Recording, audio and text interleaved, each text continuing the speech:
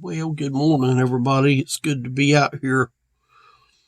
We're in the 15th chapter of Corinthians, and I'm down to verse 27. If you want to get information on the previous verses, then just go back and look at the video.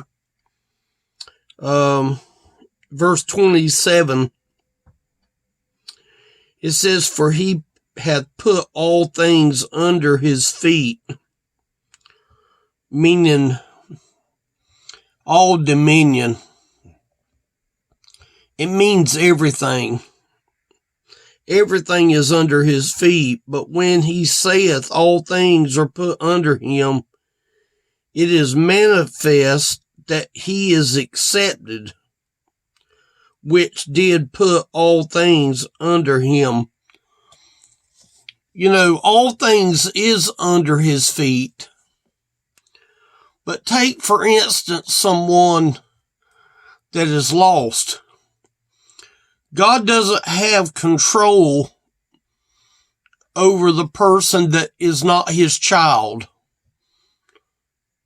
Now, that might sound like that's not true, but he only controls the ones that is his children. Until you get to be his child, you are not his possession. And it's important that you accept him, just like this verse is saying. It is manifested that he is accepted, which did put all things under him. I could say that I had Christ, but if Christ is not in me, I could say it all day long and make the world convinced that I know the Lord, but I don't know the Lord. But see, I have accepted him, which did put all things under him.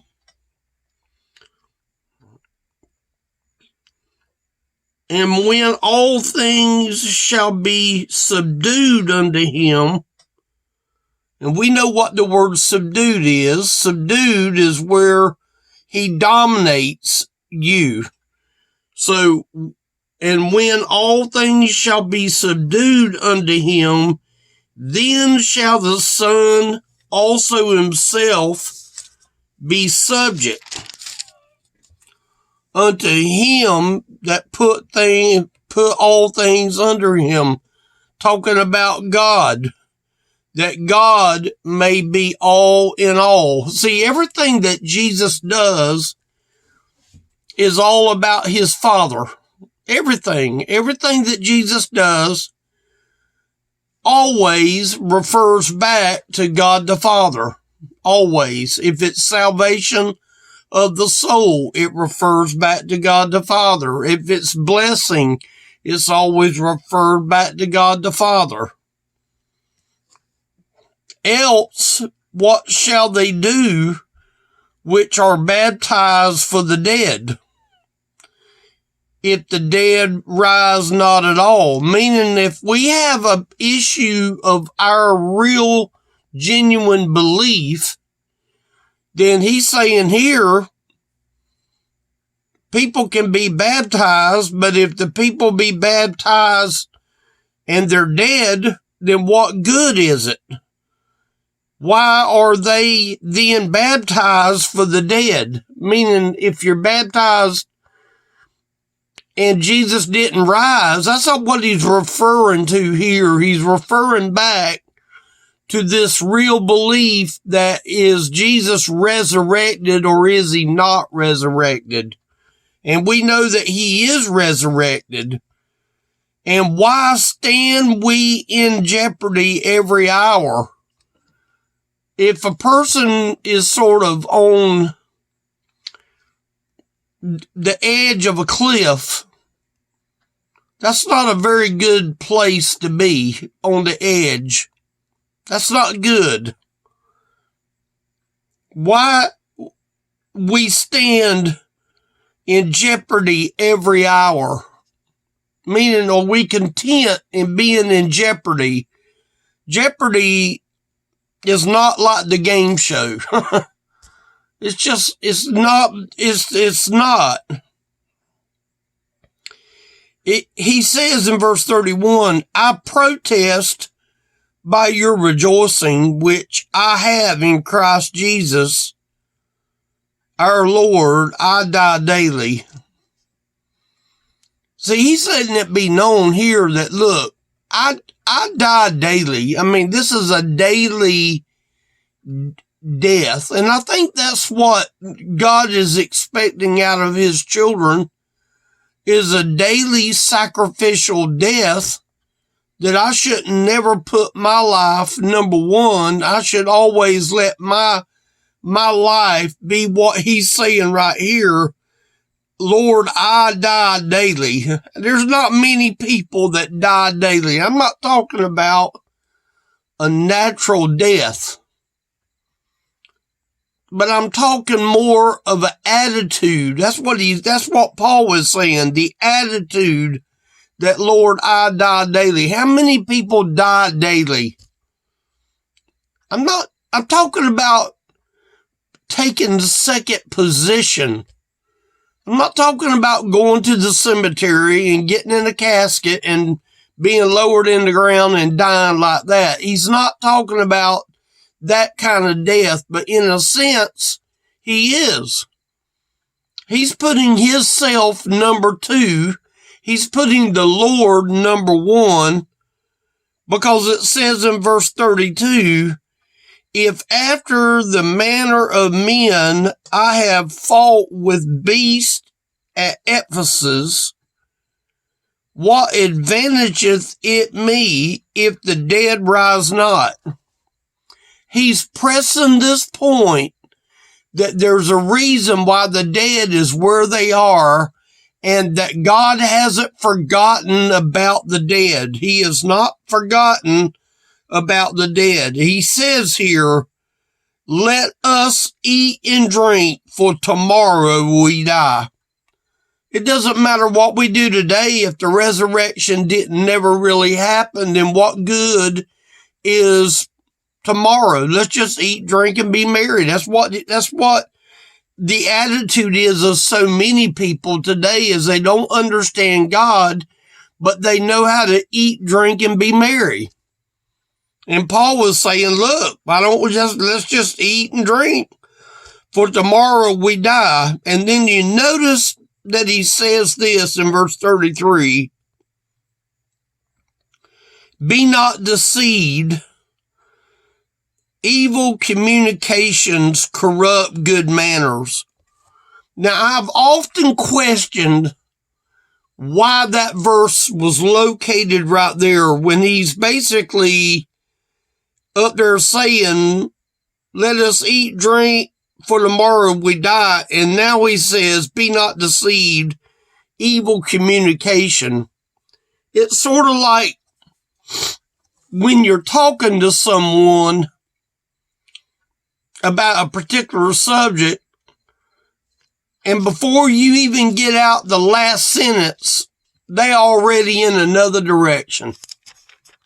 That tells you one thing. It tells you that that person wasn't really listening to what you were saying, that they had already formed another question while you was talking. And I'm sure that I'm bad about it, that when your mind is constantly thinking, that's what goes on. Because why would Paul go and say, be not deceived, evil communication corrupt good manners? Was this a mistake that Paul made by putting that here? No. But you got to keep it in context of what Paul is trying to say right here. He's telling them in the next verse,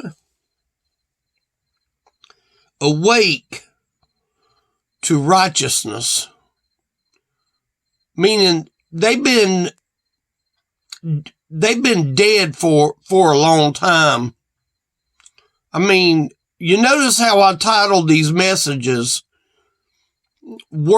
Paul's words to the lost man. No, Paul's words to the saved man.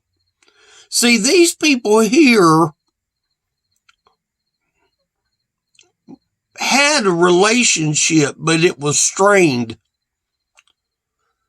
All of these Corinthians had they had a relationship. But you know, the relationship sometimes can be strained when we allow sin to come in and around our life. Then it can strain our relationship with God. And what God is saying, awake to righteousness and sin not. See, Paul must have saw that there was sin around them Corinthians. And Paul knew that sin would be like a wedge. I have a piece of wood up here that is a wedge. I remember doing a message on the wedge one time. He knew that sin would ultimately separate. And you know, even in a physical wedge, it's very narrow down here on this end, but it gets bigger and bigger and bigger on the other end.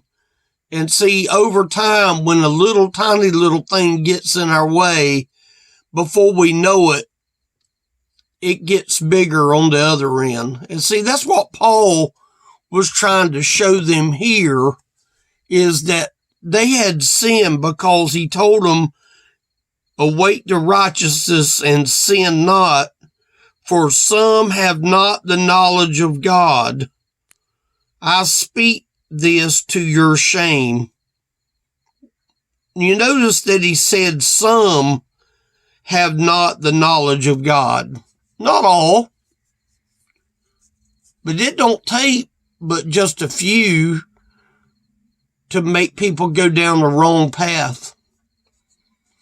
It don't take but one slip of going in the wrong direction, and you're on the wrong road, and you keep driving and you keep driving, and finally you realize, wait a minute, I'm not going in the direction that I want to go.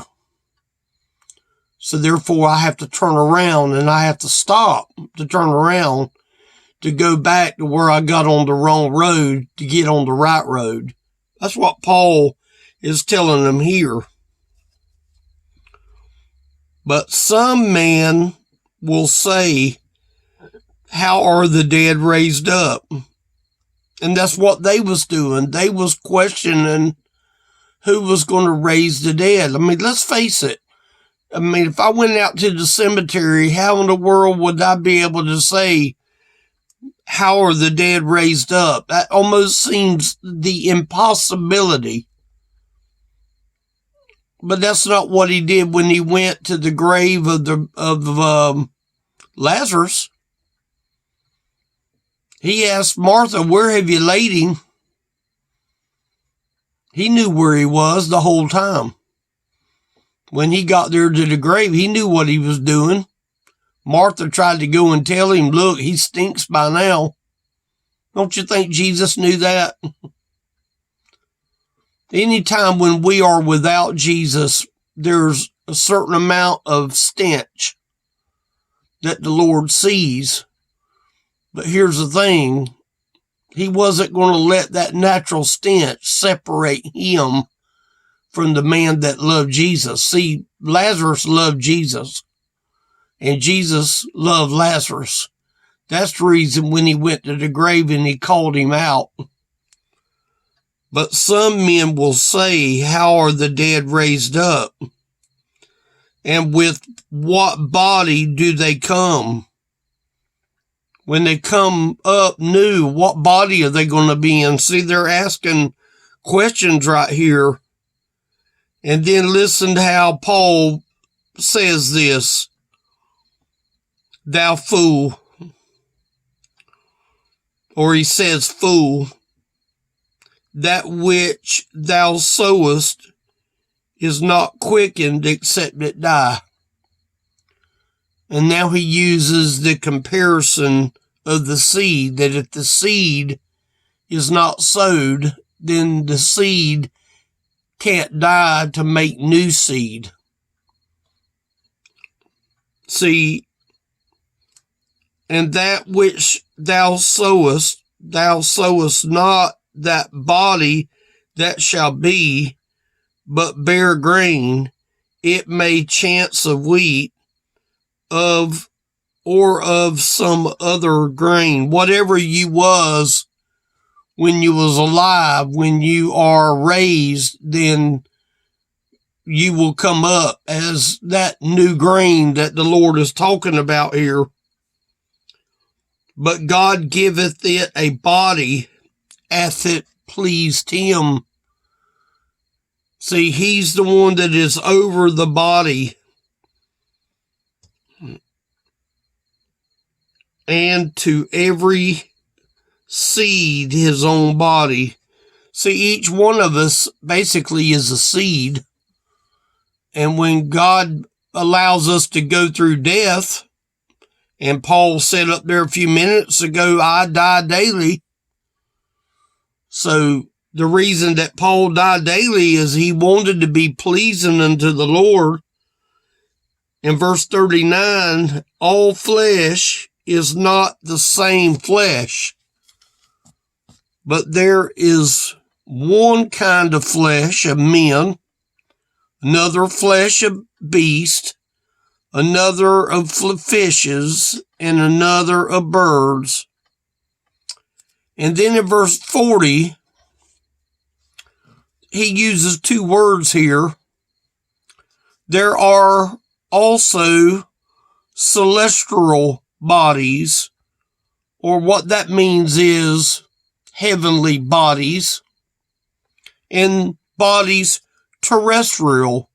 Terrestrial is the earthly type body. But the glory of the celestial is one, meaning it's one kind of body. And then if you notice, it says, and the glory of the terrestrial is another.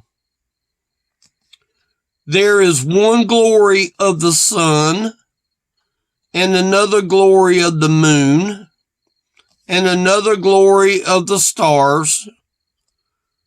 For one star differeth from another star in glory. What does that tell you? Not even the stars are made alike. Even the stars are made differently from one to another. So also is the resurrection of the dead. See, he said all that in verse number 40 and 41. He said all that so he could say, so also is the resurrection of the dead. It is sown in corruption. Corruption is physical. It is raised in incorruption. That means when it comes out, it's going to be incorrupted when it returns out of the grave. It is sown in dishonor when it's placed in the dirt. It is raised in glory. It is sown in weakness. It is raised in power. This is a good place to stop. Maybe we might be able to finish this up in the next taping. I hope that you tune in. I hope that there's something that is being said that we're able to bring this out where people can understand. I thank y'all for watching and listening. I hope you're getting something from it. elderlyministry.com. There's a phone number on that site. You're welcome to call or leave a message. I'll be more than glad to talk with you. Thank y'all for watching.